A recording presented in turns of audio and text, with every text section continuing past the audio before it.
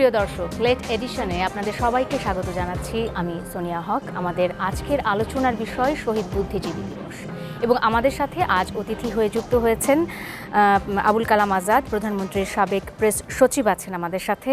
আছেন doctor Sinha M A Saeed, তিনি সম্মানিত ফেলো সিজিএসের। আছেন ফিরোজ আলম মিলন, বিশেষ প্রতিনিধি আমাদের অর্থনীতির। আপনাদের তিনজনকে অসংখ্য ধন্যবাদ এবং স্বাগত জানাচ্ছি আমাদের আজকের আয়োজনে। আমি শুরুতেই চলে যেতে চাই আবুল কালাম আজাদ আপনার কাছে। স্বাধীনতার 50 বছর পূর্তিতে আর কয়েক ঘন্টা বাকি মাত্র।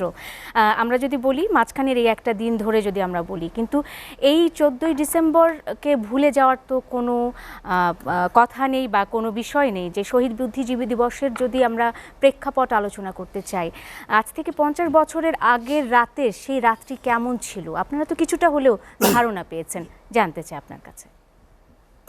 ধন্যবাদ সোনিয়া, আপনাকে, আপনার মাধ্যমে দর্শক শ্রোতা সবাইকে শুভেচ্ছা। আসলে স্বাধীনতার এই মাসে ডিসেম্বর, শুরুতেই আমি সর্বকালের সর্বশ্রেষ্ঠ বাঙালি জাতির পিতা বঙ্গবন্ধু শেখ মুজিবুর রহমানকে গভীর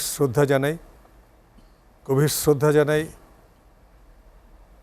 তার সাথে 1975 সালের কালো রাতে যারা নিহত হয়েছেন, বঙ্গমাতা মহিউদ্দিন নারী, শেখ ফজিলাতুল ইসলাম মুজিব, শহীদ শেখ কামাল, শহীদ শেখ জামাল, ছোট্ট বঙ্গবন্ধু বঙ্গমাতার ছোট্ট সন্তান, একেবারেই শিশু মতো 9-10 বছরের শিশু শেখ রাসেলকে, এবং বঙ্গবন্ধুর ছোট ভাই শেখ নাসের সহ সেই দিন যারা শহীদ হয়েছেন সকলের আত্মার প্রতি। এ কারণে ডিসেম্বর মাস বঙ্গবন্ধুর দীর্ঘ সংগ্রামের মধ্য দিয়ে আমাদের একটি স্বাধীন রাষ্ট্র জাতি উপহার দিয়ে গেছেন। আজকে শহীদ বুদ্ধিজীবী দিবসের শুরুতেই সেদিন যাদের হত্যা করা হয়েছে সুপরিকল্পিতভাবে, তাদের আত্মার প্রতি এবং মুক্তিযুদ্ধে যে 30 লক্ষ শহীদ হয়েছেন মা বোন সহ, মুক্তিযোদ্ধা সহ সকলের আত্মার প্রতি গভীর শ্রদ্ধা জানাই।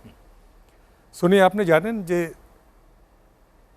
শহীদ বুদ্ধিজীবী দিবস শুধুমাত্র আমরা শ্রদ্ধা জানালাম, ফুল দিলাম, তাদের স্মৃতির প্রতি গভীর শ্রদ্ধা জানালাম, এইভাবেই যদি চিন্তা করি আমাদের প্রজন্মের পর প্রজন্ম ভুল করবে। আমি দেখি যেভাবে 16 তারিখ সবাই জানতো যে বিজয় খুব কাছে, কারণ 14 তারিখ 13 তারিখ ঢাকায় বোম্বিং হচ্ছে, মিত্রবাহিনী বোম্বিং করছে, মুক্তিযোদ্ধারা ঢুকে পড়ছেন ঢাকা শহরে। ওই সময়ে কিন্তু পাক হানাদার বাহিনী গুলি করে সাধারণ মানুষকে হত্যা করছে, এবং আস্তে আস্তে ওরা পালানোর চেষ্টা করছে। এবং আপনি জানেন যে আজকে 14 তারিখ রাত, 15-16 তারিখ দিনের বেলা কিন্তু আত্মসমর্পণ করলো, অর্থাৎ একদিন। এই একদিন 1.5 দিন যখন পরাজয়, এটা সমগ্র জাতি জানে। জাতিসংঘে আজকে বড় বড় কথা বলে আমেরিকা, সেই আমেরিকা এবং পাকিস্তানকে বাঁচানোর জন্য চীন আবারও কিন্তু বলছে যে রাজনৈতিক সমাধান হোক।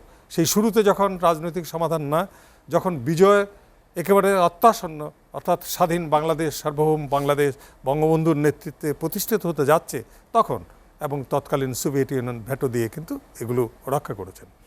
আমি যে কথাটি বলতে চাই, সময় আপনার কম, যে মুক্তিযুদ্ধের আগে থেকে যেই ষড়যন্ত্র চক্রান্তগুলো ছিল, পাকিস্তানিরা যে চক্রান্ত করেছে, ষড়যন্ত্রকারীরা যে চক্রান্ত করেছে যাতে বাংলাদেশ স্বাধীন না হয়, সেই ষড়যন্ত্র চক্রান্তকারীরাই কিন্তু সুপরিকল্পিতভাবে মুক্তিযুদ্ধের ঠিক প্রেক্ষাপটে বিজয় লগ্নে, উষা লগ্নে আমাদের দেশের সবচেয়ে সেরা সন্তানদের বিভিন্ন ক্ষেত্রের, বলছি আমি সাংবাদিক হিসেবে আমি কথা যদি বলি, সাংবাদিকদের মধ্যে এবং শিক্ষক, ঢাকা বিশ্ববিদ্যালয়ের শিক্ষক, ডাক্তার, কি না সাহিত্য সংস্কৃতি ধ্বংস করে দেওয়ার জন্য ওরা কি পরিকল্পনা করেছিল, দেশ স্বাধীন হোক কিন্তু এটা যেন কখনোই বাংলাদেশের মানে অসাম্প্রদায়িক বাংলাদেশ প্রতিষ্ঠিত হতে না পারে, শান্তিপূর্ণ বাংলাদেশ হতে না পারে, অসাম্প্রদায়িক বাংলাদেশ হতে না পারে, পাকিস্তানের মতোই যেন একটি ধর্মান্ধ রাষ্ট্রে পরিণত হয়, নাম যাই হোক না কেন।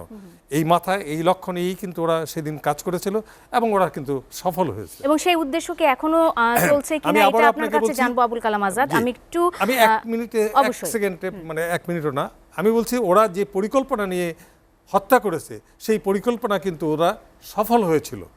ওই ঠান্ডা মাথায় হত্যা করেছে। কিন্তু আজকেও আপনি দেখেন 1975-এর 15 আগস্টে জাতির পিতাকে সপরিবারে হত্যার পর 3.5 বছর তিনি ক্ষমতায় ছিলেন। তার পরের যে 21 বছর কিন্তু পাকিস্তানের ক্ষমতায় ছিলেন। পাকিস্তানি স্বৈর শাসক যাই বলেন না কেন, জামাতিরাই, অর্থাৎ যারা স্বাধীনতার বিরোধিতা করেছেন তারাই ক্ষমতায় ছিলেন। এবং এই জায়গায় ওদের সাফল্য আজও কিন্তু ওদের প্রেতাত্মারা থেমে নেই। সেই পরিকল্পনার অংশ আমরা দেখতে পাই এখন পর্যন্ত। যেটা বলছিলেন Abul Kalam Azad, doctor Sinha M A Saeed, আপনি নিশ্চয়ই দেখেছেন যে তিনি বলছিলেন যে সেই সময় যে চক্রান্ত কাজ করছিল বা পরিকল্পিতভাবে একটি জাতিকে মেধাশূন্য করার যে প্রয়াস ছিল, তাদের চেষ্টা ছিল, সেটা এখন পর্যন্ত থেমে নেই। আমরা যদি বলতে চাই যে বুদ্ধিজীবী দিবসের, শহীদ বুদ্ধিজীবী দিবসের তাৎপর্য নিয়ে শুরুতে যদি আপনার কাছে একটু জানতে চাই, আপনি নিশ্চয়ই আপনার অভিজ্ঞতার কথা বলবেন। যদি তাৎপর্যের কথা বলেন, সবচেয়ে বড় কথা হলো আজাদ ভাই যেটা বললেন, ওই 14ই ডিসেম্বরে যে ঘটনাগুলো ঘটলো, নাম বুদ্ধিজীবী দিবস কেন দেওয়া হলো? অর্থাৎ সবাই জানতো যে শীঘ্রই বাংলাদেশ স্বাধীন হয়ে যাবে, অর্থাৎ বিজয় দিবস সামনে আমাদের। 7ই মার্চ তো ঘোষণা ছিল স্বাধীনতা দিবস। এই মুহূর্তে পাকিস্তানের যে পরিকল্পনাটা করলো, যে তাদের দোসর এখানে যারা ছিল, আলবদর আল শামস রাজাকার যারা ছিল, তাদেরকে নিয়ে তারা আমাদের এখানে যারা মাথা ছিল, বুদ্ধিজীবী কেন, যাদের জ্ঞান বিদ্যা বুদ্ধি জাতি গঠনের ভূমিকা রাখবে যারা, তাদেরকে নিধন করা হলো। এবং এই নিধনটা যে করা হলো ন্যাক্কারজনক, এবং এটার কোনো রিপে হয় না। কিন্তু পৃথিবীর ইতিহাসে দেখা যায় যখন বুদ্ধিজীবী সমাজকে অ্যাটাক করা হয়, বলে কোনো একটা জাতিকে ধ্বংস করতে হয়, তার ইনস্টিটিউশন বুদ্ধিজীবীকে শেষ করে দাও। পাকিস্তান কিন্তু এটা অত্যন্ত প্ল্যান্ড হইতে করছে, এবং সহযোগিতা যারা করছে তাদেরও ধিক্কার জানাচ্ছি। এবং আমার মনে হয় এই অপকর্মের জন্য পরকালে তারা শান্তি পাবে না, মৃত্যুর পরও শান্তি পাচ্ছে না তারা। আল্লাহর বিচার আল্লাহ বলছে আমার বিচার খুব কঠিন বিচার, মিজান। নিরহ যাদেরকে মেরেছে, যারা আমাদেরকে তৈরি করেছে, তাদেরকে আমি হারিয়েছি, এটা একটা সাইড। দ্বিতীয় সাইড হলো এই দীর্ঘ 50 বছর, আজকে 50 বছর যাচ্ছে, কিন্তু এই 50 বছরে আমরা কি বুদ্ধিজীবী তৈরি করতে পারিনি? তারা চলে গেছে, কিন্তু এখন যদি জবাবদিহি করতে হয়, এই 50 বছরে কি বুদ্ধির জন্ম হয়নি? তারা কি মানা করে গেছে আমরা চলে যাচ্ছি, আর কেউ আসবে না? ওই যে তাদের ত্যাগ, তিতিক্ষা, দেশপ্রেম, রাষ্ট্রপ্রেম, সমাজপ্রেম, ভাতৃপ্রেম, পরিবার প্রেম, এইটা যুক্ত, এবং সবচেয়ে বড় কথা নির্মোহ। আজাদ ভাইদের মতো লোক, এত বড় সাংবাদিক, আমি শুনি নাই কোনো দিন করাপশন করছে, সে কোনো দিন অনৈতিক কাজ করছে। এদের সংখ্যাটা আমি বলবো সেও একটা বুদ্ধিজীবী, তাদের উত্তরাধিকার সে। কিন্তু এই যে ভাই এখানে আছেন, আমরা কেন পাচ্ছি না এখানে? এই জবাব দিয়ে কে করবে? এখানে তো আলবদর আল শামস নাই। তাহলে দেখা যাচ্ছে 50 বছরে বিভিন্ন সরকার এখানে ক্ষমতা আসছে, 2টা মার্শাল হয়েছে, এরপর আবার বিএনপি আসছে, আওয়ামী লীগ আসছে, বাইরে রোটেশন চলছে। বিশেষ করে 90 সালের পরে, 90 সালের পর থেকে আজকে 30 বছর হয়ে গেল, আজকে 31 বছর। আমি সব বাদ দিলাম, 31 বছর কেন এর মধ্যে আত্মদেহী বুদ্ধি জন্ম হলো না? আজকে কেন রাষ্ট্রবিজ্ঞানী পাচ্ছি না, সমাজবিজ্ঞানী পাচ্ছি না, বড় সাহিত্যিক পাচ্ছি না, কবি পাচ্ছি না, সাংবাদিক পাচ্ছি না? সাংবাদিক তাকালে আমি হতাশ হয়ে যাই। আচ্ছা, তবে নিচে হতাশ হয়ে যাবেন। আপনারা টেলিভিশনের মালিক হচ্ছেন, রেডিওর মালিক হচ্ছেন, পত্রিকার মালিক হচ্ছেন, দেশকে কে বাঁচাবে? দায়িত্বটা কে নেবে? সাংবাদিক হওয়া মানে কি প্রধানমন্ত্রী রাজি গ্রামে টেলিভিশন নেওয়া? এগুলো চিন্তা করতে হবে। কিন্তু তারাই যদি আজকে টেলিভিশন বলে এই আমি তো বলি সময় এসেছে ওই সমস্ত সাংবাদিকদের বয়কট করার, যারা শুধু সুবিধা নিয়ে জাতির সাথে বেইমানি করা সরকার দালালি করতেছে। দালালি এক জিনিস, আর গঠনমূলক ভূমিকা কিন্তু আরেক জিনিস। আমরা কিন্তু এখন চাচ্ছি কিনা, এই 50 বছর আমরা আবার চাচ্ছি, শপথ আমাদের, আমরা দেশকে ভালোবাসবো, জাতিকে ভালোবাসবো, এবং সত্যিকার অর্থেই প্রমাণ করব। একটা বুদ্ধিজন রাস্তায় হেঁটে যায়, সবাই তাকে সালাম দেয়, স্যার কেমন আছেন? আর এখন অবস্থা কি, বুদ্ধির মানুষ হাসে। বুদ্ধিজীবীদেরকে চিড়িয়াখানে কে পাঠালো? এই প্রশ্ন আমরা আজকে থাকবে। অবশ্যই আপনার এই প্রশ্নের উত্তরও নিশ্চয়ই আমরা আমাদের মধ্যে থেকেই আপনাদের কাছ থেকে জানতে চাইবো। আমি চলে যেতে চাই ফিরোজ আলম মিলনের কাছে। যেটা ফিরোজ আলম মিলন, আমরা যেটা জানতে চাচ্ছিলাম, আমরা doctor Sinha M A Saeed এবং আবুল কালাম আজাদ এরই মধ্যে বলেছেন যে কেন এই বর্বরতা বা এই আমরা যদি শহীদ বুদ্ধিজীবী দিবসের তাৎপর্য নিয়ে আলোচনা করতে চাই, সেটিও তারা ব্যাখ্যা করেছেন। এবং একটি প্রশ্ন কিন্তু doctor Sinha M A Saeed তুলেছেন যে এত বছর গেল, এখন পর্যন্ত এই যে নতুন প্রজন্মের কারো মধ্যে থেকে আমরা কোনো নতুন বুদ্ধিজীবী পাইনি, বা এই যে বুদ্ধিজীবিতার যে সংকট, এটা কেন? এই প্রশ্নটা তিনি কিন্তু রেখেছেন। এই প্রশ্নটার উত্তর আপনার কাছে জানবো, কিন্তু তার আগে একটু ছোট করে জেনে নিতে চাই যে এত বছর পরে এসে যখন কেন এই বর্বরতা বা কেন এই নৃশংসতা, এই প্রশ্নের উত্তর আমরা খুঁজতে যাই, তখন আপনার প্রতিক্রিয়া কেমন হয়? ধন্যবাদ আপনাকে। আমি সর্বপ্রথমেই শ্রদ্ধা জানাতে চাই শহীদ বুদ্ধিজীবী দিবসে বা 1971 সালের এই দিনে আমার জাতিকে মেধাশূন্য করার নীল নকশার অংশ হিসাবে পাকিস্তানিদের যে বর্বরতা অনুষ্ঠিত হয়েছে তার প্রতি ঘৃণা জানিয়ে এবং এই দিনে যাদেরকে হত্যা করা হয়েছে তাদের আত্মার প্রতি শ্রদ্ধা রেখে আমি বলতে চাই যে সেদিন পাকিস্তানি হানাদার বাহিনী তাদের পরাজয় নিশ্চিত ভেবে বাঙালি জাতিকে মেধাশূন্য করার লক্ষ্যে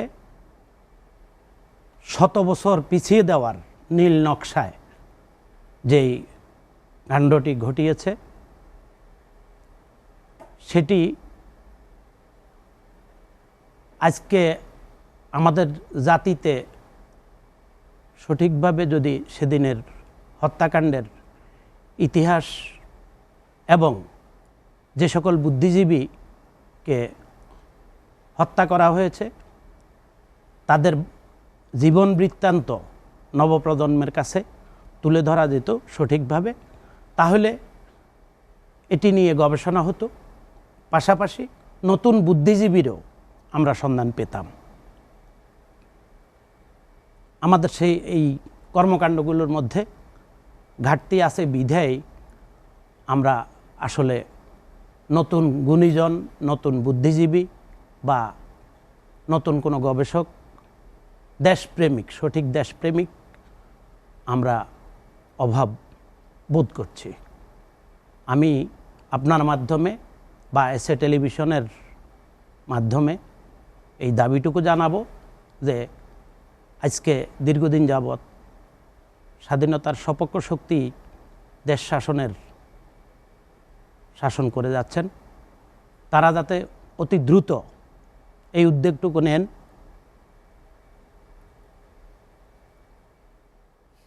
শহীদ বুদ্ধিজীবী দিবসে যাদেরকে হত্যা করা হয়েছে তাদের নাম তালিকা, তাদের জীবন বৃত্তান্ত সমেত নতুন প্রজন্মের কাছে উপস্থাপন করেন।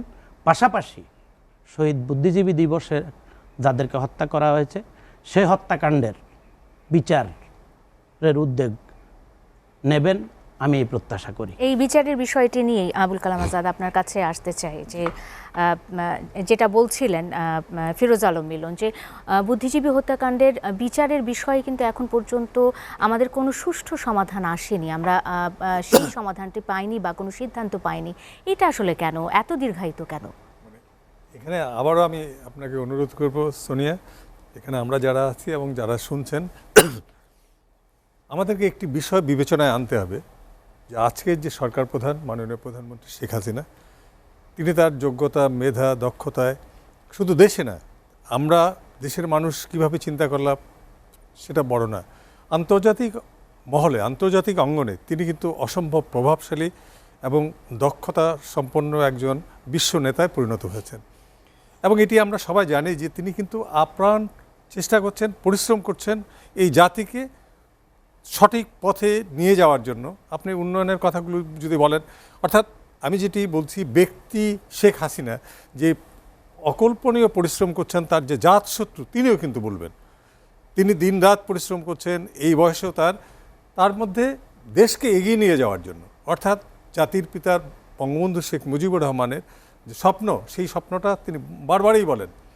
বঙ্গবন্ধু আমাদেরকে দেশ দিয়ে গেছেন, এটি ঠিক, 3.5 বছর শাসন করেছেন, রূপরেখা আজকে পর্যন্ত তার সেই দেয়া রূপরেখায় কিন্তু আমরা এগিয়ে যাচ্ছি, সরকার পরিচালিত হচ্ছে এই বর্তমান সরকার। অর্থাৎ তিনি বঙ্গবন্ধুর আন্তরিকতার সাথেই সোনার বাংলা বাস্তবায়নের জন্য চেষ্টা করে যাচ্ছেন। আমি একটি বিষয় আপনাকে অনুরোধ করব বোঝার জন্য আমাদের, যে দেশটি স্বাধীন হয়েছে, যে কথাটি সিনে ভাই একটু আগেও বলেছেন যে আগামী একদিন পরেই তো 50 বছর, এই 50 বছরে দেশ শাসন করলেন মুক্তিযুদ্ধ, স্বাধীনতা বিরোধী শক্তি, অর্থাৎ যাদের বিরুদ্ধে দেশ স্বাধীন করেছে, যেই আলবদর, রাজাকার, আল শামসরা বুদ্ধিজীবী দিবস হিসাবে পালন করি 14ই ডিসেম্বর হত্যা করেছেন, সেই শক্তি কিন্তু আপনার 26 বছর দেশ শাসন করেছে, আর মুক্তিযুদ্ধের পক্ষের শক্তি 21.5 বছর, বঙ্গবন্ধু 3.5 বছর, নেত্রীর 13 বছর 3 মেয়াদে চলছে, আর আগের 5 বছর, আর তারা 26 বছর। অর্থাৎ দেশ শাসনেও কিন্তু যাদের থেকে স্বাধীনতা ছিনিয়ে নিলেন আমরা বাংলাদেশের মানুষ স্বাধীনতার মুক্তিযুদ্ধের পক্ষে, তাদের দেশ শাসনের অংশটা পরিমাণ মানে মেয়াদটা আপনি দেখেন, সেই সময় পর্যন্ত এখনও আমরা পাইনি। তাতে সময়টা কি হয় যেটি আপনি বলছেন বিচার, আপনি দীর্ঘদিন শুধুমাত্র হত্যাকাণ্ড অপকর্ম করেই কিন্তু থেমে থাকেনি তারা। বঙ্গবন্ধুকে হত্যা করেছেন, সাথে সাথে বিচার বন্ধ করে দিয়ে গেছেন আইন করে, সংবিধান সংশোধন করে এলোপাথারি। অর্থাৎ 96 সালে মাননীয় প্রধানমন্ত্রী শেখ হাসিনা যখন সরকার গঠন করেন, তখন তার 21 বছরের জঞ্জালগুলো দেখতে দেখতেই তো তার 5 বছর চলে গেল। আবার কিন্তু ষড়যন্ত্র চক্রান্তের মাধ্যমে আবার ক্ষমতাচ্যুত, আবার দীর্ঘদিন পরে তিনি সরকারে আসছেন, দেশ চালাচ্ছেন। আপনি যেই কথাগুলো বলছেন যে বিচার, এটি ঠিক। বঙ্গবন্ধু হত্যার বিচার যেমন হয়েছে, হত্যাকাণ্ডের বিচার হয়েছে, অনেকেই বলেন যে আমরা কলঙ্ক মুক্ত হয়েছি। আমি ব্যক্তিগতভাবে মনে করি কখনোই কলঙ্ক মুক্ত হওয়া সম্ভব না। আমরা কিছুটা স্বস্তি পেয়েছি, কিছুটা দায় মুক্তিও না। এই জাতি যে অপরাধ করেছে, জাতি হিসেবে, বাঙালি হিসেবে আমি নিজেও মনে করি আমিও একজন হত্যাকারী, জাতির পিতাকে হত্যা করেছি। অত অমন মেধাবী একজন মানুষ, বিশ্ব নেতা, অনেক বছর পরে তো আমরা বুঝলাম যে তার ভাষণটি ইউনেস্কো যখন আন্তর্জাতিকভাবে স্বীকৃতি দিল, তার যে মেধা, তার যে দূরদৃষ্টি, তার সমসাময়িক যারা ছিলেন তাদের কাছ থেকে শুনলে বোঝা যায়। এবং আপনি দেখলেও যে 3.5 বছরে সমস্ত রূপরেখা ঠিক করে গেছেন তিনি। আল্লাহ জানেন তিনি জানতেন কিনা যে আমি থাকবো না, কিন্তু সেই পথ ধরেই কিন্তু এখনও দেশ চলছে। আমি কথাগুলো বলছি এই কারণে, যেই পরিকল্পনা চক্রান্ত ষড়যন্ত্র করে মেধাজীবীদের, শুধু সাংবাদিক না, ডাক্তার, শিক্ষক, বিভিন্ন শ্রেণী পেশার মানুষ কেন হত্যা করেছেন, ওরা জানেন যে পরাজিত হবেন। তারপরও দেশটা যেন কখনোই মুক্তিযুদ্ধের স্বাধীন বাংলাদেশ না হয়, এটা যেন পাকিস্তানেরই প্রেতাত্মা থাকে, আরেকটি অংশ হয়। যে কথাটি বলেছেন যে কেন এখনও আমাদের বুদ্ধিজীবী, হ্যাঁ বুদ্ধিজীবী তৈরি হয়েছে, আমাদের অনেক কিছু হয়েছে, যেই জায়গাগুলোতে বিভ্রান্ত হচ্ছে, বিভ্রান্তি ছড়াচ্ছে, এগুলো তৈরি করার জন্যই তো তারা হত্যাটা করেছে, অন্য কিছু না। যাতে মেরুদণ্ড সোজা করে যার যার দায়িত্ব পালন করতে না পারে। আজকেও আপনি দেখেন ষড়যন্ত্র চক্রান্ত কি বন্ধ হয়েছে? নেত্রীকে হত্যার মাধ্যমে সরাসরি হত্যা করতে না পারলেও কি করতেছে, বিভ্রান্তি ছড়াচ্ছে। আপনি বিদেশে বসে বাঁশের কেল্লা থেকে শুরু করে বিভিন্ন মানে মানে মিডিয়া, কি বলবো আপনার, যে চ্যানেলগুলো করে ইউটিউবে, এগুলোকে আমরা তথাকথিত গণমাধ্যম বলতে পারি। আসলে তথাকথিত নাও যদি বলেন, সামাজিক যোগাযোগ মাধ্যমে যে বিভ্রান্তিগুলো ছড়াচ্ছে, সব মানুষ বিভ্রান্ত না হলেও কিছু মানুষ তো বিভ্রান্ত হয়। পাশাপাশি আপনি এখানে দেখেন যে রাজনৈতিক দলগুলো, যাদেরকে আমরা প্রধান রাজনৈতিক দল বলি, তাদের জনসমর্থন নেই। জনসমর্থন থাকলে, সম্পৃক্ততা নেই থাকলে কিন্তু তারা আবার বলেন যে আন্দোলন করছেন তারা, কতজন নিয়ে, 50 জন নিয়ে, 100 জন নিয়ে, বড় জোর 150 নিয়ে, আমাদের তো রাস্তায় দাঁড়াতে দেয় না। তারা তো বাড়ির ছাদে দাঁড়িয়ে বলেন না, রাস্তায় বলেই বলেন। আপনার কাছে ফিরে আসবো, একটা ছোট্ট বিরতির সময় হয়েছে, বিরতির পর নিশ্চয়ই এই বিষয়টি নিয়ে আরো বিস্তারিত জানবো। লেটিনেশনে নিচ্ছে একটা বিরতি, ফিরবো একটু পরেই, সঙ্গে থাকুন।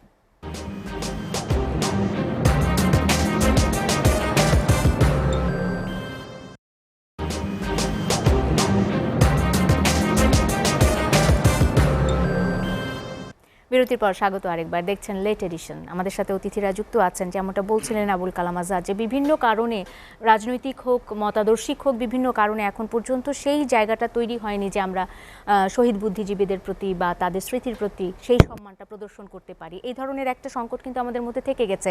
Doctor Sinha M A Saeed, আপনি যেমনটা বলছিলেন বা প্রশ্ন তুলেছেন যে এখন কেন এই প্রজন্মের মানুষ কেন এই জায়গাটিতে আসতে পারছে না, আমরা আমাদের যা মধ্যে থেকে যারা হারিয়ে গেছেন বা শহীদ বুদ্ধিজীবী দিবসে যারা শহীদ হয়েছেন, তাদের প্রতি এখন পর্যন্ত কি সেই সম্মানটা প্রদর্শন করতে পেরেছি যে আমরা নতুন করে বুদ্ধিজীবীদের সন্ধান করছি?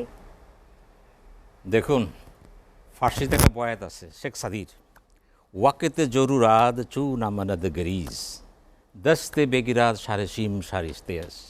অর্থাৎ প্রতিপক্ষকে ঘায়াল করা যখন কিছু থাকে না যুদ্ধক্ষেত্রে, তখন তার তরবারির মাথাটাকে হাত দিয়ে ঠেকানোর চেষ্টা করা হয়। আমি স্পষ্ট বলতে চাই এই চ্যানেলের মাধ্যমে, বুদ্ধিজীবী তৈরির যে কারখানা, আর বুদ্ধিজীবীর সংখ্যাটা কি, এই বুদ্ধিজীবী সংখ্যা নিয়ে তো বিভ্রান্তি আছে। বুদ্ধিজীবী কারা?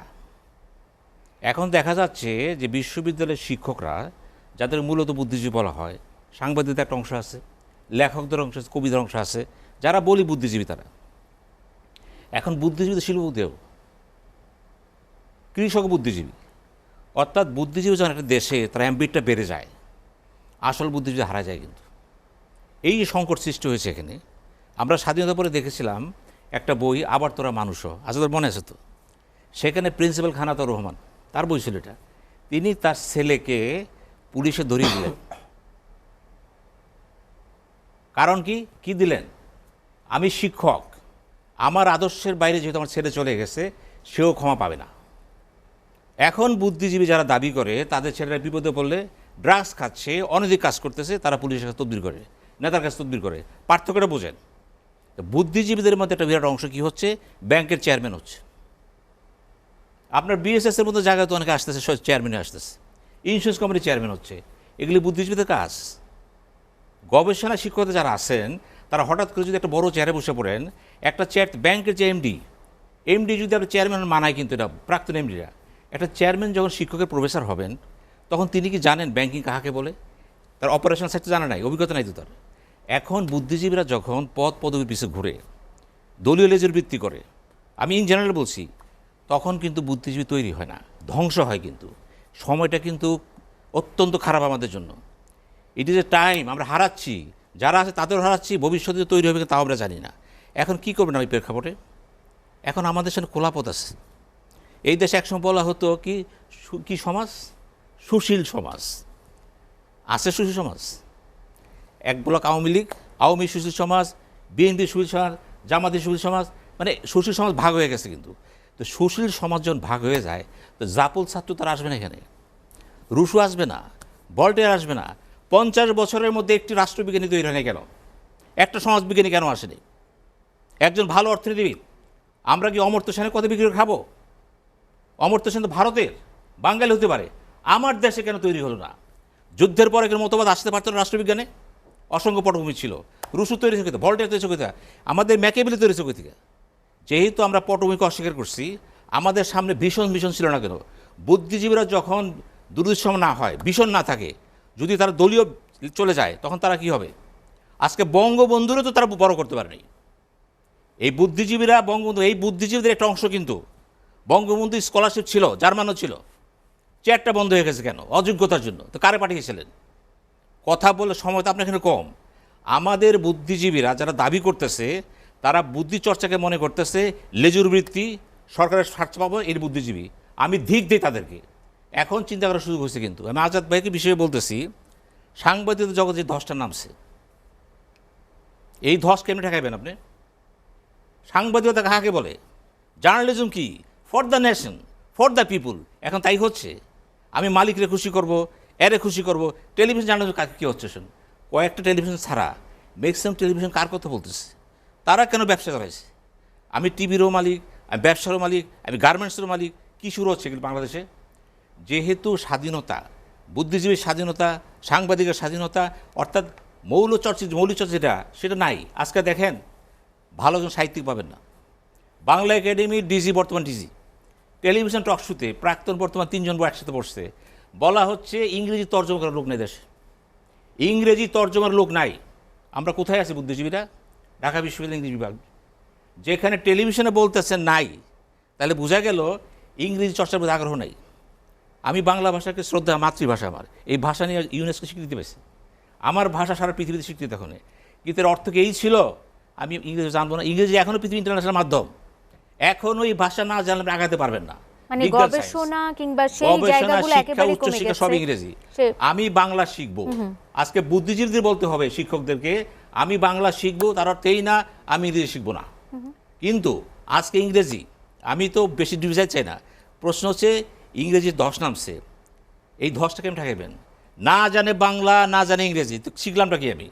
তাহলে বুদ্ধি চর্চা হবে কোথায়? বুদ্ধি মানে কি? আত্মিক বিকাশ, চিন্তার গভীরতার বিকাশ। আপনি দেখাবেন এই চিন্তা ভীষণ। একটা বই পড়তাম, মনীষীর নাটক, আমি তাদের জন্য পড়তাম বই, এখনও চিন্তা করি যে আমাদের মনে করেন জসীমউদ্দীনের কবিতা, আর এখন যারা কবিতা লেখে তা আল্লাহর রহমত। এই কবিতা দিয়ে তো আমি চিনতে পারতেছি না, আমি জানি না আমি কে। কবিতা যখন আমাকে বলে বৈশ্বিক চিন্তা, বুদ্ধিজীবী মানে কি? বুদ্ধিজীবী মানেই বৈশ্বিক চাহিদাকে উতরে জীবন দর্শন দিয়ে জাতিকে বাঁচায় দেন, ভীষণ দেন, ফিলসফি দেন, যে আমি বাঁচবো, মাথা উঁচা করব। বঙ্গবন্ধু দর্শনটা কী ছিল? উনি কি এই জন্য বাংলাদেশ স্বাধীনতা করেছিলেন যে আমার এই দেশে একটা গ্রুপ তৈরি হবে, শুধু রাষ্ট্র, চিন্তা, অর্থ, সম্পদ তৈরি করে নাই? সেই জন্যই বললাম, জাতির পিতা চিন্তার সাথে যখন প্রজন্মে মিল থাকে না, চামচাগিরি বেড়ে যায়, তাবেদারি বেড়ে যায়, সেখানে কিন্তু আপনি সংকটটা তুলে ধরেছেন ডক্টর সিনহা। এই সংকটে বেরিয়ে আসার পথ কি? পথও নিশ্চয়ই আপনি বলবেন, নিশ্চয়ই আপনার মাথায় আছে সেই প্রশ্ন। এই ভাইয়ের কাছে রাখলাম, কথা বলেন এই অ্যাঙ্গেলে। ফিরোজ আলম মিলন, যেটা বলছিলেন ডক্টর সিনহা, যে আমাদের যে সংকটটা তৈরি হয়েছে, এই সংকট থেকে উত্তরণের কোনো পথ আপনাদের জানা আছে কিনা, আপনাদের সবার কাছেই জানতে চাই। আবারও আপনাকে ধন্যবাদ জানাচ্ছি, এবং সিনহা ভাইয়ের সাথে আমি একই সুরে সুর মিলিয়ে বলতে চাই যে আসলে কোনো জাতিতে বুদ্ধিজীবী হয়ে কেউ জন্ম নেয় না, বুদ্ধিজীবী তৈরি করতে হয়। আমি যদি একটু পিছনে যাই, তাহলে আমাদের আজকের 50 বছর পূর্তি আমরা করতে যাচ্ছি স্বাধীনতার। সেই স্বাধীনতার ইতিহাস আজকের এই মুহূর্ত পর্যন্ত সঠিক ইতিহাসবেত্তা দ্বারা কি রচিত হয়েছে? হয়নি। আমি দৃঢ়তার সাথে এবং দায়িত্ব নিয়ে বলবো, ইতিহাসবেত্তা দ্বারা রচিত হয়নি। যে যখন ক্ষমতায় এসেছে তার স্বার্থ সিদ্ধি করার জন্য, তাদের কিছু চাটুকারিতার জন্য ইতিহাসকে কাটাছেঁড়া করা হয়েছে। মুক্তিযোদ্ধা দ্বারা, যারা মুক্তিযুদ্ধে মাঠে মুক্তিযুদ্ধ করেছেন সম্মুখ ভাগে থেকে, তাদের কাউকে দিয়ে কিন্তু ইতিহাস আজকের এই মুহূর্ত পর্যন্ত সঠিক ইতিহাস লেখা হয় নাই। নতুন প্রজন্মের কাছে উপস্থাপন হবে কোত্থেকে? আমি সংকটের জায়গা যদি আরও বলি, যে যদি সঠিক ইতিহাস রচিত হতো, তাহলে আমরা আরও ইতিহাসবেত্তা তৈরি হতো, আরও বুদ্ধিজীবী আমাদের মাঝে থেকেই সৃষ্টি হতো। এই সংকটের জায়গাগুলোকে চিহ্নিত করতে হবে। যেমন ধরেন, আপনার আজকের এই মুহূর্ত পর্যন্ত বৌদ্ধভূমিগুলোতে, আমি পিছনের বক্তব্যে ফিরে যেতে হচ্ছে, বৌদ্ধভূমিগুলোর মধ্যে শহীদ বুদ্ধিজীবীদের নাম কি লেখা আছে? আমার জানা মতে নাই। শুধু স্মৃতিসৌধগুলো আছে, কোথাও অনেক জায়গায় শহীদ বেদিও নেই। এগুলো কি রাষ্ট্র দায়িত্ব নিয়ে করা উচিত ছিল না?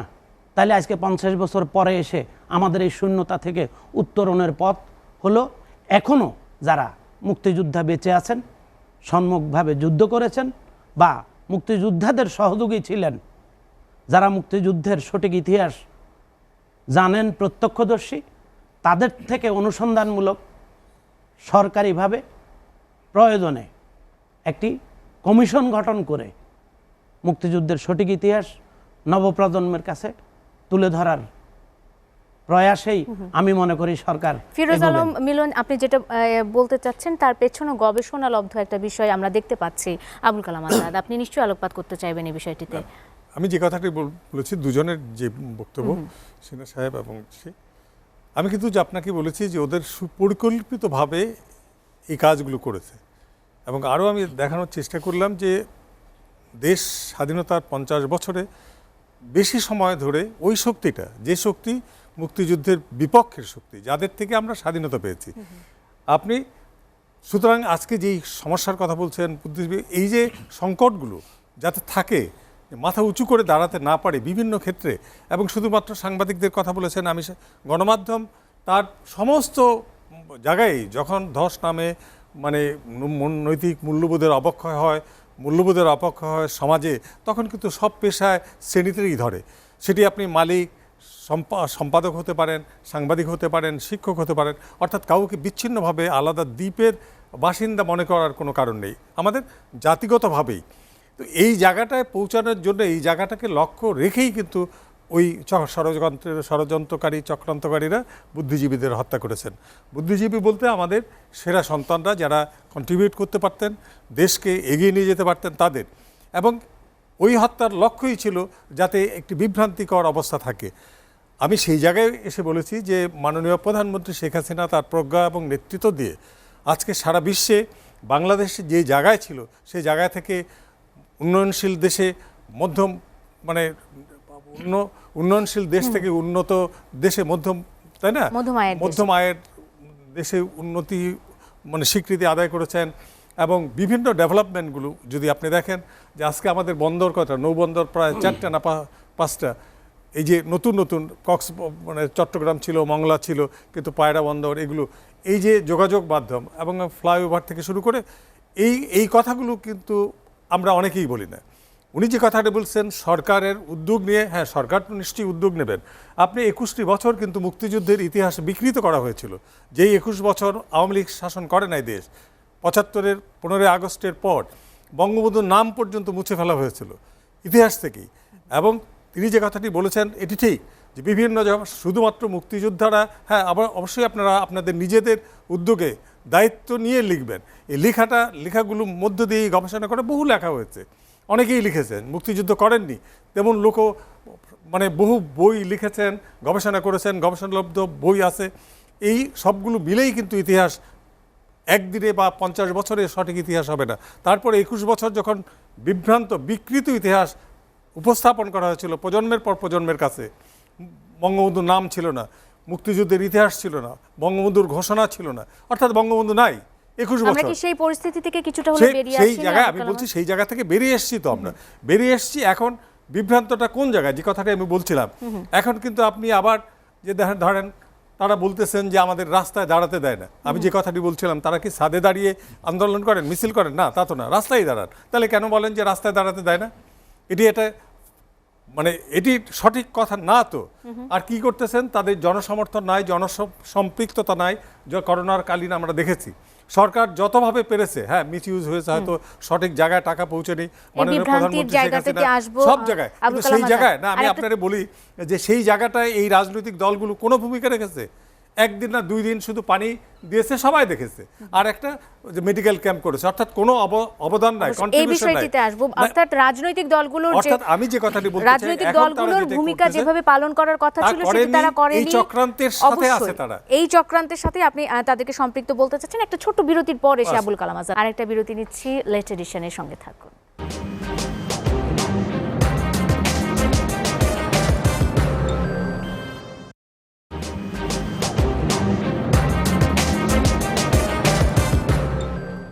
বিরতির পর স্বাগত আরেকবার, দেখছেন লেট এডিশন। আমরা যে আলোচনাটিতে ছিলাম, আবুল কালাম আজাদ আপনি বিভ্রান্তির জায়গাটা বলছিলেন, খুব সংক্ষেপে আপনার কাছে জানতে চাই। সুতরাং আজকে আমি যে কথাটি শুরুতে বলেছিলাম যে বিদেশে বসে কিন্তু গণযোগাযোগ মাধ্যম, ইউটিউবের মাধ্যমে বিভ্রান্ত করছে, কারণ জনসম্পৃক্ততা নাই, জনগণের সাথে কোনো যোগাযোগ নেই। কিন্তু তারা জনগণকে, আমাদের বাংলাদেশের জনগণকে সরকারের বিরুদ্ধে, সরকারটি সঠিকভাবে যাতে না চলতে পারে এই বিভ্রান্তির জন্য, বিভ্রান্ত করার জন্য এই বিভ্রান্তিগুলো ছড়াচ্ছে। একই সাথে তারাও কিন্তু চিকিৎসার নামে দিনের পর দিন আন্দোলন করছেন। আপনি বলতেছেন মানবিক সহায়তা করেন, মানবিক সহায়তার সাথে সাথে আবার প্রধানমন্ত্রীকে গালাগালি করছেন। তাহলে আপনি চিকিৎসা হোক এটাও আপনি চান না। এটা তো পরিষ্কার যে আমি যদি আপনার কাছ থেকে সহযোগিতা চাই, তাহলে আমি যেভাবে কথা বলবো নিশ্চয়ই সেইভাবে কথা বলছি না। আর বলছি না মানে যদি দেখি যে আমি একটু কথাটা ভালো হয়ে গেল, তাহলে আবার নিজেরা মারামারি করে। কিন্তু আপনি চিকিৎসা, তাহলে আসল উদ্দেশ্য কি? চিকিৎসাও না, রাজনীতি। অর্থাৎ বিভ্রান্ত করা, এই বিভ্রান্তির মাধ্যমে তারা জানে জনসমর্থন নিয়ে তারা সরকার গঠন করতে পারবে না। আর এই সরকারটা থাকলে পরে তাদের জন্য সমস্যাটা কি? ওই যে মুক্তিযুদ্ধের চেতনা বাস্তবায়িত হবে, অসাম্প্রদায়িক বাংলাদেশ হবে, গণতান্ত্রিক বাংলাদেশ হবে, শান্তিপূর্ণ বাংলাদেশ হবে। একটি কথা বলে আমি শেষ করব। ভারতে 49 বছরেরও বেশি ক্ষমতায় ছিল কংগ্রেস, সে স্বাধীনতা যুদ্ধ করে, কিন্তু তারপরে যখন সরকার আসে তারা কিন্তু ভারতের স্বাধীনতা বিরোধী শক্তি না। যে কোনো বিশ্বের যে কোনো দেশে দেখ, কিন্তু আমার দেশে হয় কি যে মুক্তিযুদ্ধের পক্ষের শক্তি সরে গেলেই আরেকটা মুক্তিযুদ্ধের পক্ষের শক্তি ক্ষমতায় আসুক না, অসুবিধা নেই। কিন্তু এখানে পরের বারেই আসবে ক্ষমতায় স্বাধীনতা বিরোধী শক্তি।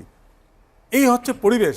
এই পরিবেশ পরিস্থিতি থেকে যে কথাটি বলছেন, গবেষণা করা দরকার, সংগঠন করা দরকার, আমাদের সচেতন হওয়া দরকার। আরেকটি ধারণা আমাদের অনেকেরই আছে, সবকিছু সরকার করে দেবে না। আমি আমার ব্যক্তি হিসেবে, একজন নাগরিক হিসেবে, আমি আমার সামর্থ্য অনুযায়ী, আমার যোগ্যতা অনুযায়ী, আমার অবস্থান থেকে আমি কি কন্ট্রিবিউট করলাম, সকলের সম্মিলিত একটা সহযোগিতা দরকার এই দেশকে রক্ষা করার জন্য, সঠিক পথে পরিচালিত। আমরা ডক্টর সিনহা আপনার কাছে আসতে চাই। যেমনটা বলছিলেন যে রাজনৈতিক দলগুলোর সংকটের কারণে বা বিভ্রান্তকর ভূমিকার কারণে কিন্তু স্বাধীনতার যে চেতনা বা অসাম্প্রদায়িক বাংলাদেশ গঠনের যে স্বপ্ন সেটা বাস্তবায়ন হচ্ছে না। আপনার প্রতিক্রিয়া জানতে চাই খুব সংক্ষেপে। এখানে আমি বলবো, আপনি তাকান, বঙ্গবন্ধু দেশ স্বাধীন হওয়ার পরে টাইন করেছিল কলা বাটার্স অ্যাক্ট, দালালাই। সেখানে বলা হয়েছিল একমাত্র যারা বিরোধিতা করেছে না, যারা পাকিস্তান আর্মি সহায়তা করেছে, ধর্ষণ লুণ্ঠন করেছে, ইত্যাদি কাজ করেছে, তাদের বিচার হবে। আমরা পরবর্তীতে দেখলাম কিছু হলেই বলে রাজাকার। Who has given right to say this?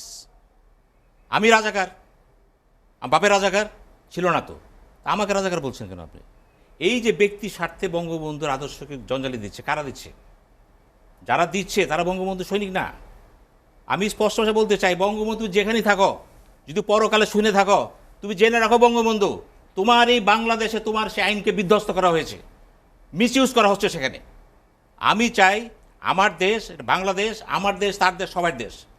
যাদের জন্ম এখানে হয়েছে তাকে মুক্তিযুদ্ধ কারা কিন্তু দেখি রাজাকারের ছেলে সন্তান রাজাকার।